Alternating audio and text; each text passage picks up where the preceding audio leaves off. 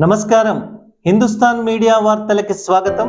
ముందుగా ముఖ్యాంశాలు. భవన నిర్మాణ కార్మిక సంఘం నూతన అధ్యక్షుడిగా కాటం నరసింహులు ఎన్నిక. సిద్దిపేట జిల్లా చేర్యాలలో శనివారం రోజున భవన నిర్మాణ కార్మిక సంఘం ఎన్నికలు జరిగాయి.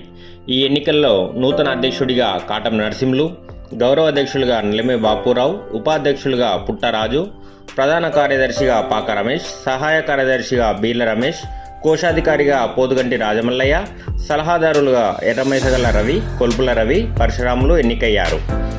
చుంచు నరసింహులు, కర్రోల చిన్న, తుప్పతి రమేష్, యాటరాములు, భూమిగారి మల్లేశం, కాటం రాజయ్య, ఎండబట్ట కృష్ణ, పాకచంద్రం, యాట రమేష్లు కార్యవర్గ సభ్యులుగా ఎన్నికయ్యారు.